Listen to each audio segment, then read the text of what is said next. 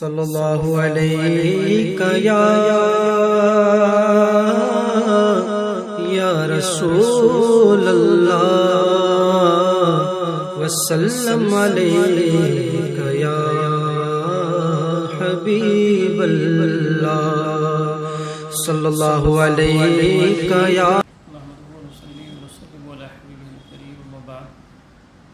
أعوذ بالله من الشيطان الرجيم بسم الله الرحمن الرحيم إنا أعطيناك الكوثر آمنت بالله صدق الله المولى العظيم وصدق رسوله النبي الكريم ونحن على ذلك لمن الشاهدين والشاكرين والحمد لله رب العالمين.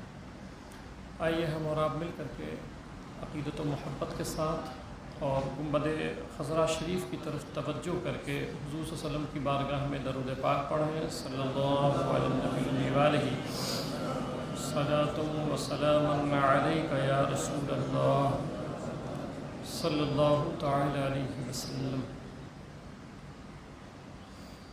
اللہ کے رسول صلی اللہ تعالی علیہ وسلم ارشاد فرماتے ہیں کہ میدان محشر میں ایک جماعت کو حکم ہوگا کہ جنت میں چلے جاؤ، تو وہ پورا گروہ رہے گا، پوری جماعت رہے گی، تو حکم ہوگا جنت میں جاؤ، تو وہ پوری جماعت راستہ ہی بھول جائے گی.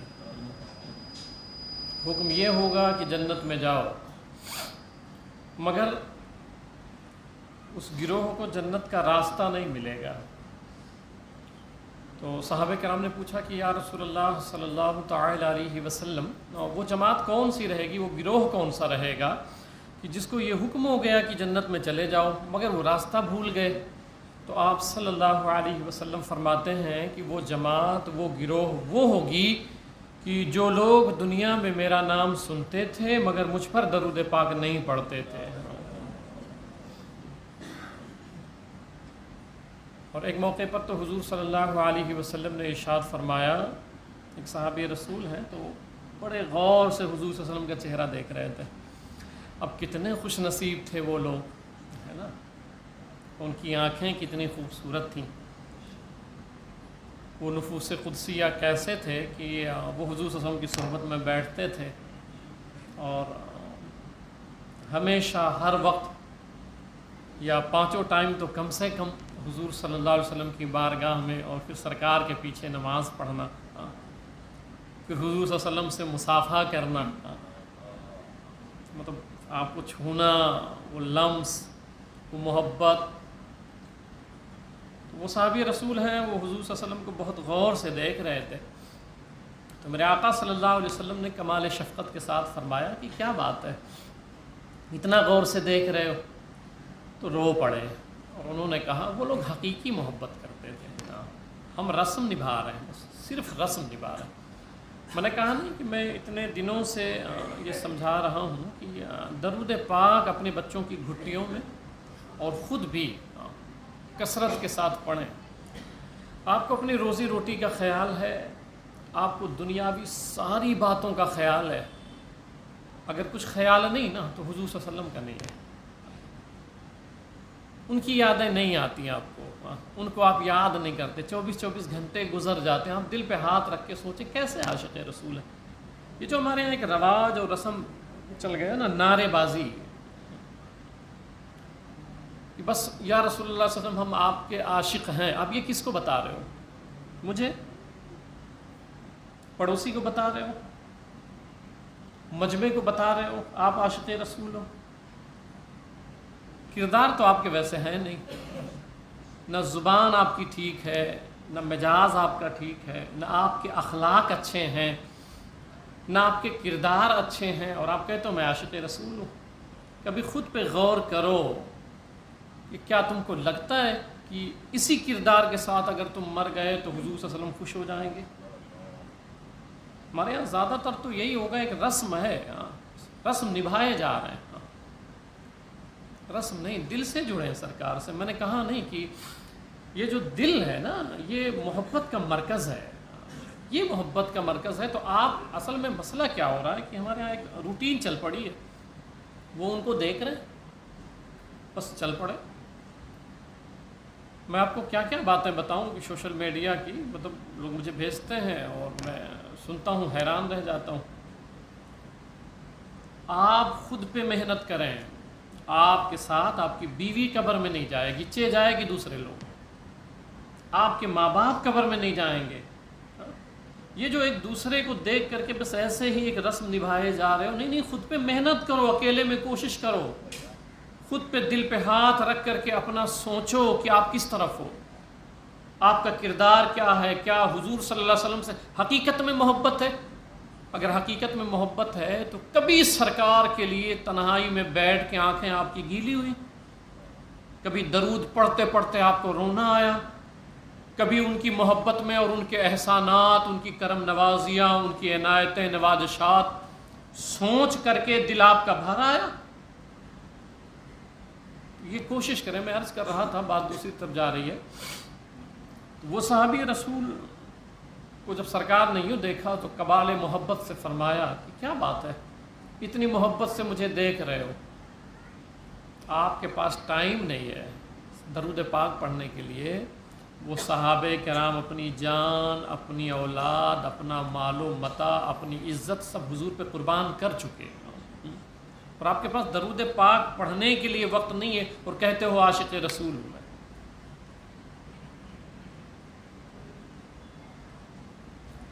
تو سرکار علیہ السلام نے فرمایا کیا بات ہے؟ تو عرض کیا کہ یا رسول اللہ صلی اللہ علیہ وسلم، یہاں جب بیتاب ہوتا ہوں آپ کے دیدار کے لیے،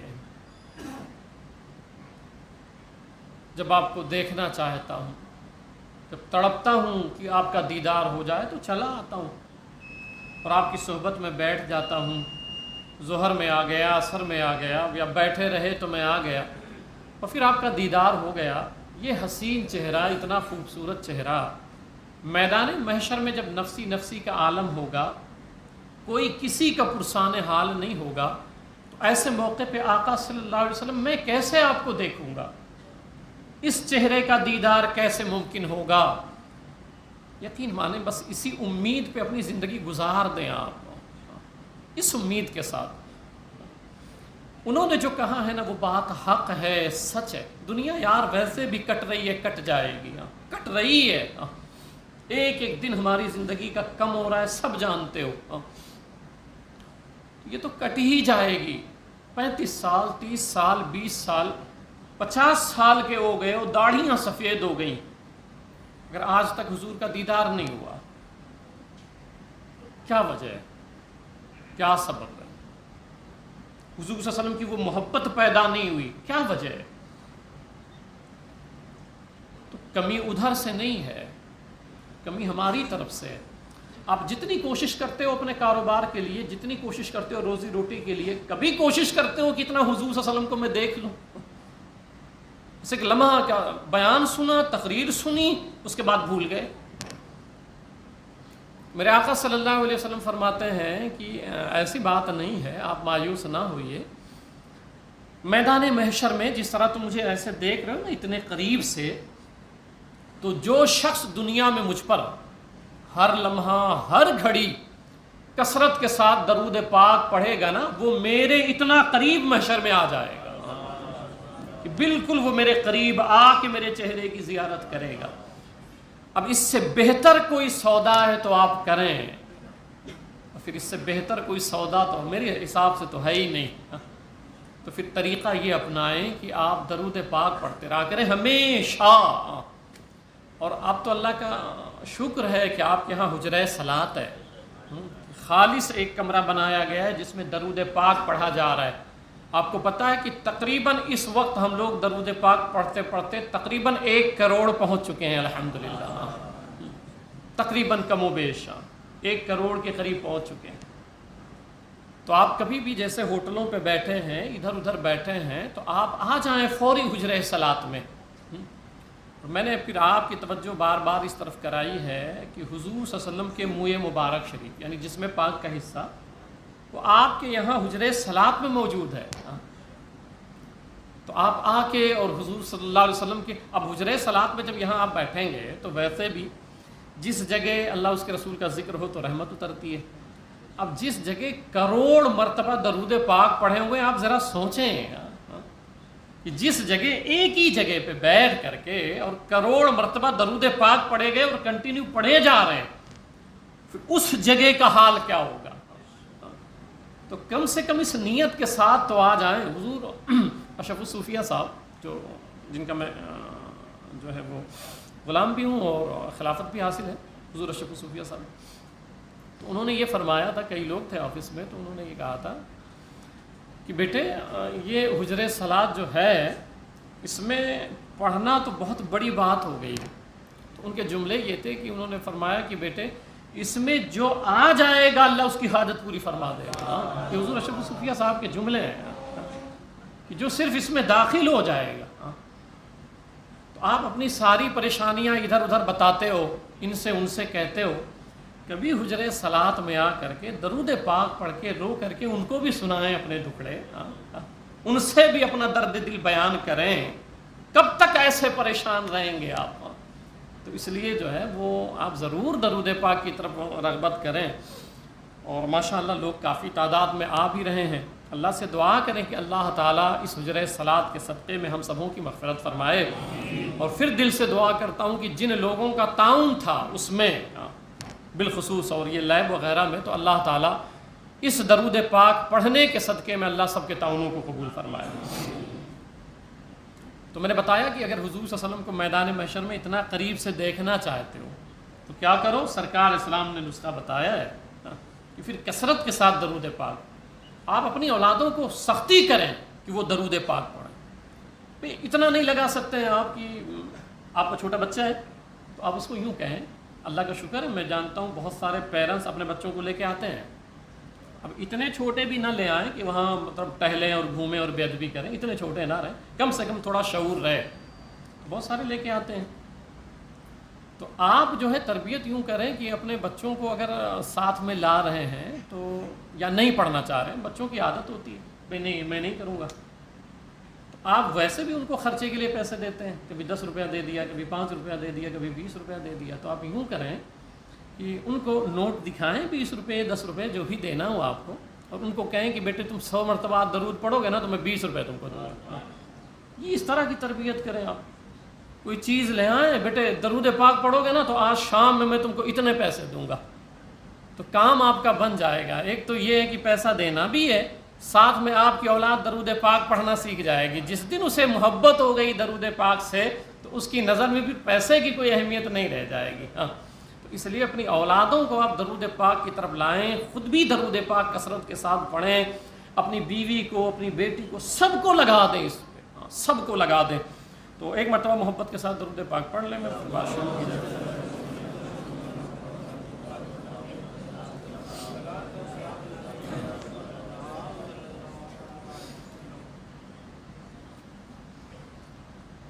میں نے پچھلے جمعہ کو بتایا تھا کہ چونکہ حضور صلی اللہ علیہ وسلم کی شہادت نہیں ہوئی ہے، اب اصل میں مجبوری ہماری یہ رہتی ہے کہ جمعہ میں اتنا وقت نہیں رہتا ہے، اور پھر ہمیں خیال بھی رکھنا ہے لوگوں کا، ٹھیک ہے، وہ کیونکہ تقریر وقت پہ ختم کر دینی چاہیے.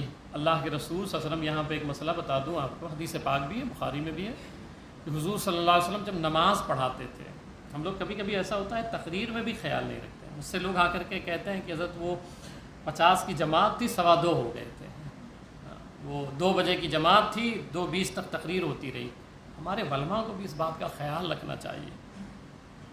اللہ کے رسول صلی اللہ علیہ وسلم کیا فرماتے ہیں کہ سرکار فرماتے ہیں کہ میرا دل کرتا ہے کہ میں قرآن شریف اور زیادہ پڑھوں، قرات طول کر دوں، لمبی کر دوں. نماز میں سرکار جب نماز پڑھاتے تھے فرماتے ہیں کہ میرا دل کرتا ہے کہ میں لمبی قرات کروں، رکوع سجدے لمبے کر دوں، مگر مجھے پیچھے بوڑھوں کا اور بچوں کا خیال آتا ہے.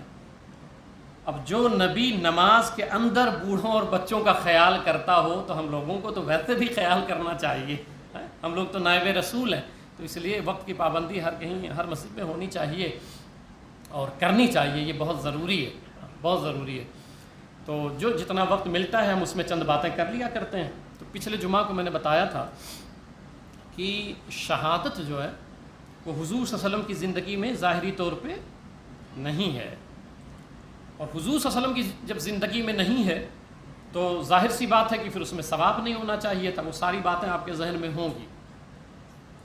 اب شہادت کی 2 قسمیں، ایک ہے شہادت سری اور ایک ہے شہادت جہری.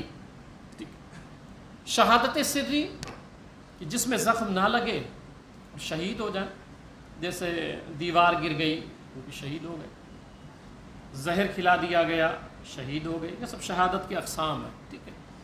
اور ایک ہے جہری کہ جس میں جو ہے زخم بھی لگے اور خون بھی بہے، ظاہر ہو، سامنے ہو بالکل۔ اب چونکہ شہادت کی دو قسمیں اور حضور صلی اللہ علیہ وسلم کو دونوں ملنی چاہیے، اگر سری نہیں ملے گی تو سری میں ثواب نہیں، جہری نہیں ملے گی تو جہری میں ثواب نہیں۔ اور اللہ تعالیٰ نے فرمایا کہ حبیب ہم تمہاری حفاظت فرمائیں گے، تم کو کوئی شہید کر بھی نہیں سکتا ہے، زخم دے بھی نہیں سکتا، مطلب قتل کر نہیں سکتا ہے، تو ہم تمہاری حفاظت فرمائیں گے۔ اب مسئلہ یہ تھا کہ وہ شہادت جہری اور سری ملنی بھی چاہیے اور آپ کو کوئی شہید کر بھی نہیں سکتا ہے، تو اب اللہ تعالیٰ نے پھر ایک ایسا ماحول بنایا، کہا محبوب اب مسئلہ ایسا ہے کہ تمہاری 3 بیٹے ہوئے، وہ پہلے ہی پردہ فرما گئے، اب کوئی ایک ایسا آپ کا اپنا ہو جس کو کوئی غیر نہ کہے، تو پھر اللہ تعالیٰ نے سید کائنات فاطمۃ الزہرا رضی اللہ تعالیٰ عنہا کے ہاں اولاد عطا فرمائی۔ اب حضور صلی اللہ علیہ وسلم نے اس پر میں جو آیت پڑھا ہوں اب اس کی تفسیر نہیں بیان کر سکتا کیونکہ وقت کی قلت ہے، خاص سمجھ لیں، اِنَّا أَعْطَيْنَاكَ الْكَوْثَرَ سے وہی مراد ہے، انشاءاللہ اس کی تفسیر اگلے جمعہ کو ہم کر دیں گے۔ تو سید کائنات رضی اللہ تعالیٰ عنہ سے پھر شہزادے ہوئے۔ اب حضور صلی اللہ علیہ وسلم نے کیا فرمایا کہ یہ جو حسن حسین ہے یہی وجہ ہے جب آپ کی ولادت ہوئی۔ اچھا ایک یہاں پہ ایک روایت میں عرض کر دوں، سوشل میڈیا پہ یہ بات گردش بھی کر رہی ہے، تو میں نے کہا کہ اس کو ہم بھی بیان کر دیں گے انشاءاللہ تعالی۔ وہ یہ کہ ایک صاحب کہہ رہے تھے کہ وہ حضرت سیدنا عمر بن خطاب رضی اللہ تعالیٰ عنہ، آپ نے بھی سنا ہوگا ہو سکتا ہے، حالات یہ ہو گئے ہیں۔ میں تو ابھی کل ایک کلپ سن رہا تھا، روایت ایک مولانا صاحب بیان کر رہے تھے، سنی عالم ہے، اپنے آپ کو سنی کہتے ہیں، تو وہ بیان کر رہے تھے اور وہ کہہ رہے تھے کہ بھئی یہ روایت دیکھیے اہل سنت کی فلاں کتاب میں، ہمارے یہاں ہوتا یہ ہے کہ انہوں نے کہا کہ حضرت عائشہ صدیقہ رضی اللہ تعالیٰ عنہ روایت کرتی ہیں، نیچے جو سند ہے نا ان سے انہوں نے سنا، ان کو انہوں نے سنا، ان سے انہوں نے سنا، پورا کھا جاتے ہیں۔ وہ ڈائریکٹ نام لے لیا حضرت عائشہ صدیقہ رضی اللہ تعالیٰ عنہ کا، تو بولی ہماری قوم جو ہے وہ ڈر گئی، بھئی یہ حدیث رسول ہے، ٹھیک ہے۔ نتیجہ یہ ہوتا ہے کہ اس میں کوئی ایسا راوی جو کذاب ہوتا ہے، جس نے گڑھ لیے حدیثیں۔ آپ کو پتہ ہونا چاہیے کہ رافضیوں نے 3 لاکھ حدیثیں گڑھی ہیں، 1-2 نہیں، 3 لاکھ حدیثیں گڑھی ہوئی ہیں۔ تو آپ سوشل میڈیا پہ تو صرف یہی سنتے ہو، اگر کوئی بات اہل سنت کے عقیدے کے خلاف، یاد رکھے اہل سنت وہ مسلک ہے کہ جس میں سب سے بہترین توحید جس میں ہو، خالص جس میں توحید ہو، اور جس میں تعظیم عظمت شان رسالت ہو، جس میں تکریم صحابہ کرام ہو، جس میں محبت اہل بیت ہو، جس میں نسبت اولیاء کرام ہو، یہ 5 نہریں جہاں جا کر کے رک جاتی ہیں اس مسلک کو اہل سنت والجماعت کہا جاتا ہے۔ ہمارے ہاں سب کی تکریم ہے، آپ ایک لفظ کسی سے نہیں سنیں گے۔ ہم تو حضور صلی اللہ علیہ وسلم کے گلیوں سے محبت کرنے والے ہیں، حضور صلی اللہ علیہ وسلم کے جوڑوں سے محبت کرنے والے ہیں، حضور صلی اللہ علیہ وسلم کی ذات سے جو شے منسوب ہو جائے ہم لوگ اس سے محبت کرنے والے لوگ ہیں۔ تو ان کو میں سن رہا تھا تو انہوں نے یہ بھی کہا کہ نعوذ باللہ ایک افسانہ چل رہا ہے یہ کہ حضرت عمر رضی اللہ تعالیٰ عنہ نے سید کائنات کو مارا، نعوذ باللہ، پھر گھر جلا دیا، اور پھر جو ہے وہ ایک بچہ جو حمل تھا، محسن جس کا نام تھا بچے کا، تو وہ حمل میں تھا اور وہ حمل بھی ضائع ہو گیا، نعوذ باللہ۔ ایک افسانہ چل رہا ہے کہ وہ پیدا بھی نہیں ہو پایا، وہ حمل ہی میں تھا، پیٹ ہی میں تھا، وہ بچہ بھی ضائع ہو گیا۔ یہ میں رات میں بھی سنا، ایک چھوٹی سی کلپ تھی۔ ویسے ایسے لوگ پھر ہمارے بچے بھی اس کے شکار ہو جاتے ہیں۔ اس پر میں ایک حدیث صرف سنا دیتا ہوں آپ کو، وہ جو روایت سن رہے ہو نا آپ کہ وہ حمل ضائع ہو گیا، یہ صرف افسانہ ہے، کہانی ہے، من گڑت ہے، اس کا حقیقت سے کوئی تعلق نہیں۔ حقیقت سننی ہے، میں حدیث سناتا ہوں آپ کو۔ کہتے نہیں وہ بچہ پیدا نہیں ہوا، حمل ضائع ہو گیا اور وہ جلا دیا، نعوذ باللہ، اور مارا۔ سنیں حدیث پاک کہ لما ولدت فاطمہ الحسن اور یہ جو حدیث سنا رہا ہوں یہ حدیث صحیح ہے، ٹھیک ہے؟ تو پھر جب حدیث صحیح آ جاوے تو تاریخ کی کتاب میں کیا ہے، فلاں نے کیا کہا ہے، وہ سب دیوار پہ مار دو۔ جب حضرت سیدہ فاطمۃ الزہرا رضی اللہ تعالیٰ عنہ کے ہاں حضرت حسن پیدا ہوئے، جاء النبی صلی اللہ علیہ وسلم، تو حضور صلی اللہ علیہ وسلم آئے۔ میں صرف اس کلپ کا جواب دے رہا ہوں جو یہ سوشل میڈیا پہ چل رہا ہے کہ نعوذ باللہ حضرت عمر رضی اللہ تعالیٰ عنہ نے مارا اور حمل ضائع ہو گیا، وہ محسن بچہ تھا، وہ حمل ضائع ہو گیا تھا، وہ پیدا ہی نہیں ہوا تھا اور وہ گھر جلا دیا تھا، نعوذ باللہ۔ تو جب امام حسن پیدا ہوئے تو حضور صلی اللہ علیہ وسلم آئے، فقال ارونی ابنی ما سمیتموہ، تو سرکار نے فرمایا وہ جو بچہ پیدا ہوا ہے لاؤ مجھے دو، اس کا نام کیا رکھا ہے؟ قال قلت سمیتہ حربا، تو حضرت علی رضی اللہ تعالیٰ کہتے ہیں کہ یا رسول اللہ صلی اللہ علیہ وسلم میں نے ان کا نام حرب رکھا ہے۔ تو حضور صلی اللہ علیہ وسلم نے فرمایا فقال بل ہوا حسن، حرب نہیں، ان کا نام حسن ہے، یہ سرکار نے نام رکھا، ٹھیک ہے؟ تو ان کا نام حسن ہے۔ فلما ولدت الحسین، جب امام حسین رضی اللہ تعالیٰ عنہ پیدا ہوئے ابھی نام نہیں رکھا گیا تھا، ٹھیک ہے؟ جاء رسول اللہ صلی اللہ علیہ وسلم فقال ارونی، سرکار آئے اور کہا کہ لاؤ بچے کو مجھے دے دو۔ فرمایا ما سمیتموہ، اس بیٹے کا نام کیا رکھا؟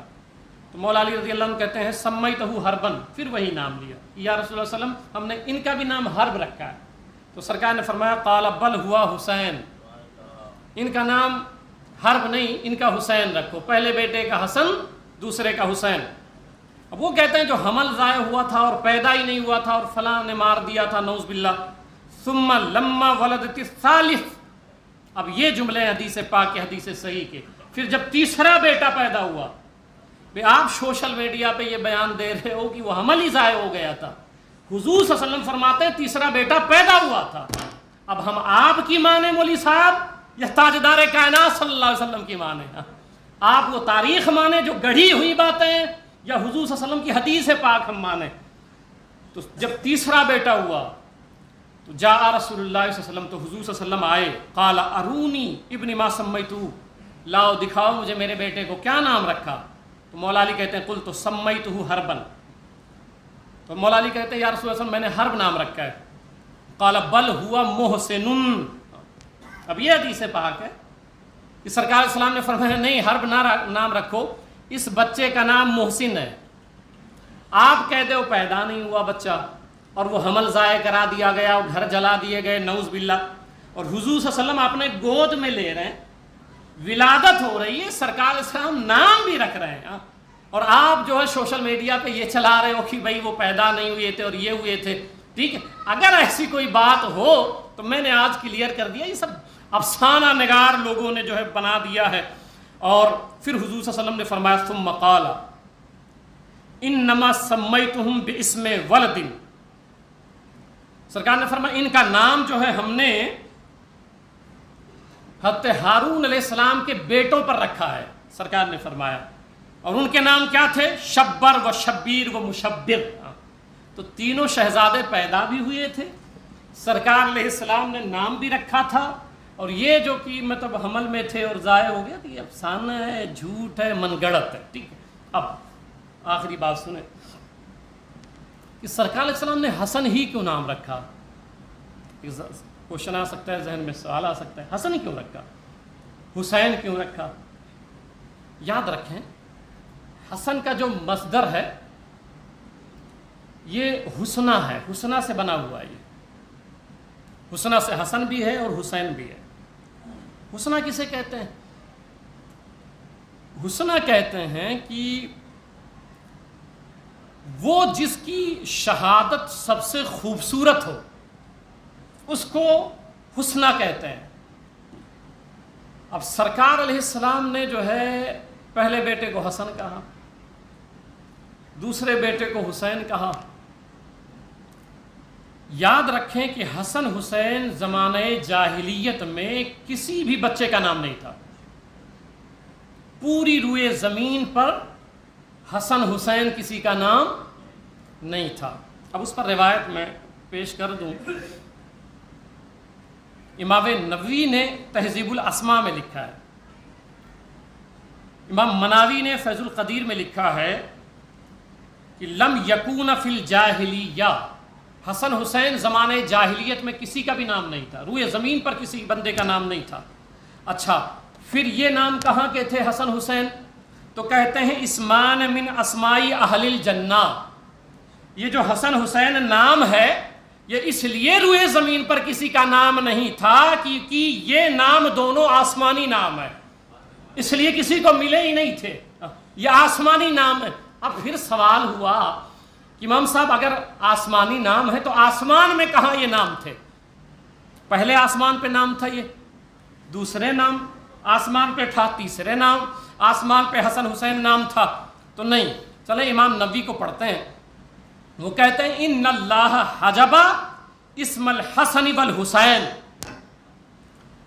کہ اللہ تعالیٰ نے حسن حسین یہ جو دونوں نام تھا، اللہ نے ان دونوں ناموں کو اپنے حسن کے پردے میں چھپا کے رکھا کہ بھئی یہ دونوں نام کسی کو نہیں ملنے چاہیے، جس طرح اللہ تعالیٰ نے حضور صلی اللہ علیہ وسلم کا جو نام ہے محمد صلی اللہ علیہ وسلم، آپ دیکھیں نا کتنا پیارا، جب لیتے ہیں نا پھر مزہ آ جاتا ہے، مزے کو بھی مزہ آ جاتا ہے۔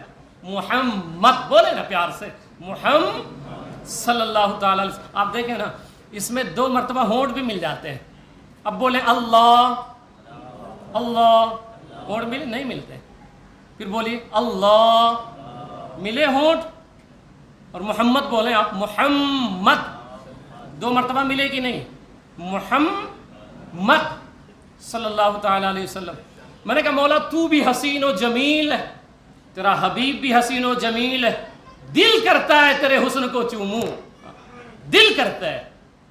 کبھی فرط محبت میں ہم بے قابو ہو کے کہتے ہیں مولا تو اتنا حسین ہے، اتنا جمیل ہے، تو تیرے حسن کو چوموں۔ اللہ نے کہا مجھے ٹچ بھی نہیں کر سکتے ہو، میں ان چیزوں سے پاک ہوں، مجھے چھوا نہیں جا سکتا ہے، مجھے پکڑا نہیں جا سکتا ہے۔ تو میں نے کہا مولا مگر دل تو کرتا ہے نا۔ اللہ نے فرمایا ٹھیک ہے ایک راستہ کھول دیتا ہوں، ایک راستہ دے دیتا ہوں۔ میں نے کہا مولا راستہ بتا دے۔ اس نے کہا میں نے اپنے حصے کا جو حسن ہے وہ اسم محمد میں رکھ دیا ہے، جب محمد بولو گے پہلی مرتبہ دونوں لب ملے تو حسن خدا کا بوسہ لے رہے، دوبارہ ملے تو حسن مصطفیٰ کا بوسہ لے رہے صلی اللہ تعالی علیہ وسلم۔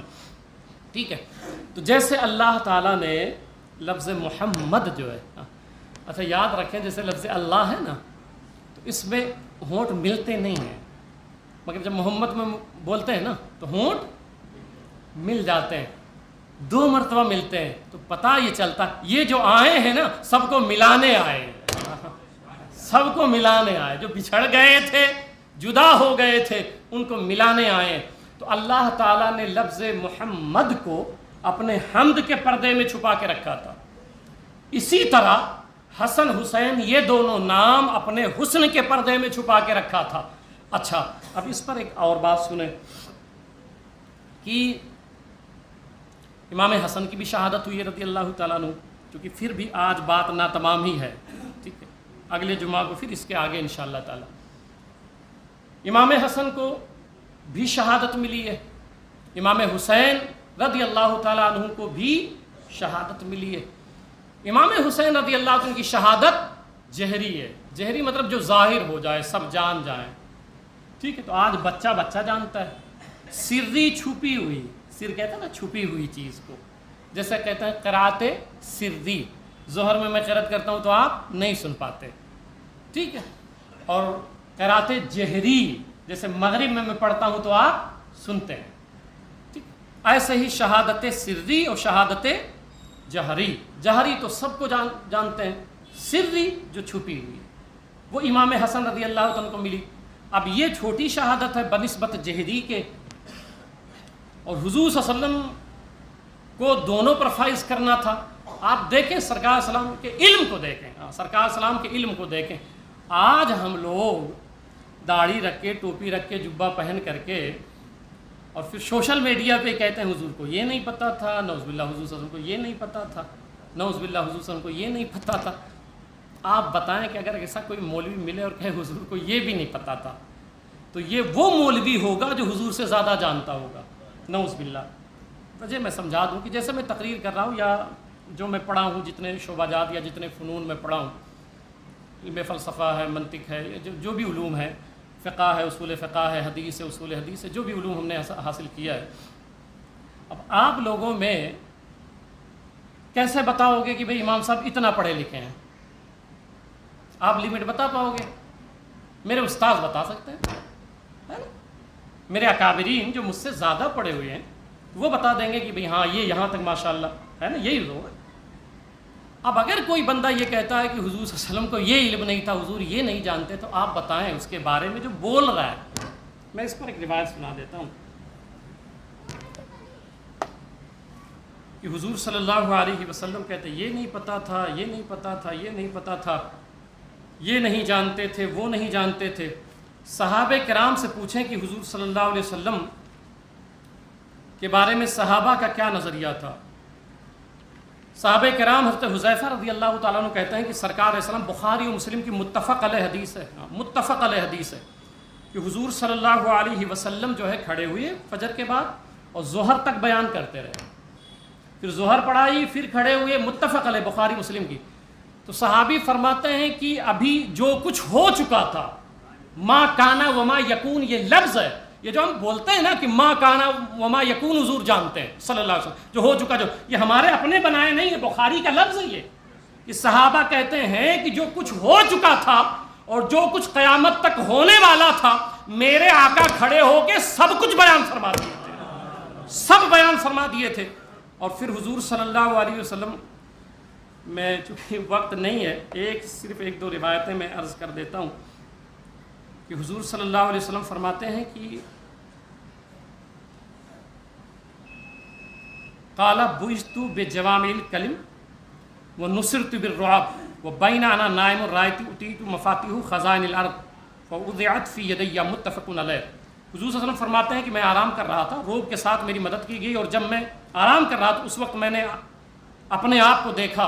سرکار فرماتے، بخاری مسلم کی متفق علیہ حدیث ہے، سرکار فرماتے ہیں اوتیت بمفاتیح الخزائن الارض، سرکار فرماتے ہیں کہ زمین کے تمام خزانوں کی چابیاں، سرکار فرماتے ہیں زمین کے تمام خزانوں کی چابیاں آقا فرماتے ہیں کہ اللہ تعالیٰ نے میرے ہاتھ میں تھما دی ہے۔ اب آپ لوگ مولوی صاحب لوگ جو یہ سب کر رہے ہو، یہ نہیں، وہ نہیں، وہ نہیں، حضور صلی اللہ علیہ وسلم فرماتے ہیں، بخاری مسلم کی متفق علیہ حدیث ہے، سرکار فرماتے ہیں زمین کے تمام خزانوں کی چابیاں مجھے دے دی گئی ہیں، اور صرف خزانوں کی نہیں، ایک روایت اور سنن ترمذی شریف کی، والمفاتیح یومئذ بیدی وانا اکرم ولدا، سرکار فرماتے ہیں کہ اللہ تعالیٰ نے مجھے جنت کی بھی چابی عطا فرما دی ہے، جنت کی بھی چابی حضور صلی اللہ علیہ وسلم فرماتے ہیں کہ اللہ تعالیٰ نے مجھے عطا فرما دی ہے۔ اب اگر جنت میں جانا چاہتے ہو تو جس کے ہاتھ میں چابی ہے، آج لے ان کی پناہ، آج مدد مانگ ان سے، پھر نہ مانیں گے قیامت میں، اگر مان گیا تو یہ ذہن میں بسا لے کہ جس کو حضور صلی اللہ علیہ وسلم کا قدم مل گیا، یاد رکھیں، عقل نہ چلائیں، اپنے عقل مند ہونے کا ثبوت نہ دیں۔ آج زیادہ تر نوجوان اسی میں بہک جا رہا ہے، یار وہ بھی تو بشر تھے، وہ بھی تو انسان تھے، بھئی وہ بشر ایسے تھے، ایسے بشر تھے کہ ان کا ہاتھ جب اٹھتا تھا تو جنت تک چلا جایا کرتا تھا، وہ ایسے بشر تھے کہ جب وہ بیٹھتے تھے تو اللہ جبریل کو بھیجتا تھا اور کہتا تھا میرے محبوب سے جا کے کہہ دو کہ جو مانگو گے میں تمہیں عطا فرما دیا کروں گا۔ تو اگر جنت میں جانا چاہتے ہو تو جس کے ہاتھ میں چابی ہے وہ میرے آقا تاجدار کائنات صلی اللہ علیہ وسلم ہے۔ بس آخری روایت سن لیں، سرکار نے فرمایا، صحابہ کہتے ہیں فَأَخْبَرْنَا عَنْ بَدَائِلِ الْخَلْقِ حَتَّى دَخَلَ أَهْلَ الْجَنَّةِ مَنَازِلَهُمْ وَأَهْلُ النَّارِ مَنَازِلَهُمْ، میرے آقا صلی اللہ علیہ وسلم،